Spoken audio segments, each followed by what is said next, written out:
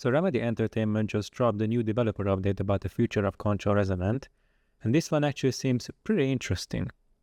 Let's see what they said exactly in the video. One of the biggest things they mentioned is that the game is moving more in an RPG direction.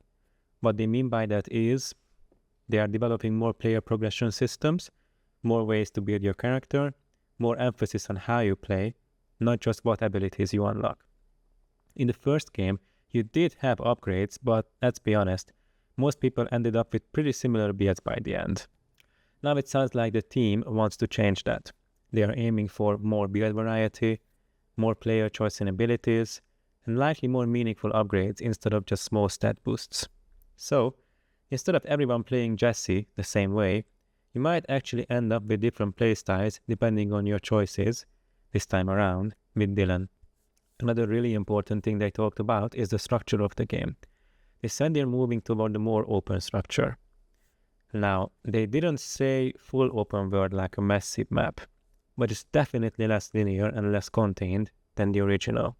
It's going to be interesting to see, as the original Control was built around its tight level design, controlled pacing, carefully designed encounters, and the developers did actually mention that this time around we will not be logged into combat encounters, but instead they try to inspire us to finish combat encounters, probably to get better skills and upgrades and maybe even some currency. We'll see what that looks like in-game. This also might mean that we have more freedom to explore the world as we like it. It might also be more spread out, and progression might not be as strictly guided. Open world games are generally more successful, but Remedy Entertainment at this point is very well known for its linear, horror-like experiences, so we'll see how this works out for them. Another interesting aspect they mentioned are the mod enemies, which was one of the creepiest enemies of the first game in my opinion.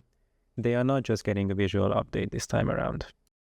According to them, the mod is becoming more dynamic, interactive with the environment, and possibly even more system-driven rather than just enemies placed in rooms. So instead of the mod just being something you run into, it might actually spread over time, change in different areas, or affect gameplay more directly. It also seems they're aiming for more horror-esque mod, as they look a lot creepier in gameplay recordings. I'm interested in seeing what they do with this. It seems to fit with Control Resonant's living, shifting world idea, so we'll see how this works out. Now we do know already that combat is going through significant changes. While Jessie was only allowed to use ranged weapons and her telekinetic powers, Dylan is focusing more on melee combat. They also did specifically mention that Dylan's weapons will not be visible unless you are actively using them. Obviously, since they are much bigger than Jessie's guns in the first game, they can't actively have them on screen all the time. I don't believe this would be such a big issue for most people, but it's important to mention as some people might find it annoying, as it's a big change compared to the first game. In addition, they want combat to feel satisfying, as it's more dependent on your build. Most builds are also situational, and they expect you to be more strategic. But they also said that they do not want combat to feel slow just because you're using a big hammer this time around and not a gun. But this also means that using the same abilities all the time will probably not work. So this will be interesting to see how much they expect you to change things around as you keep going with the story. Story-wise, there wasn't much mentioned in the video. Dylan is still the main focus of this game.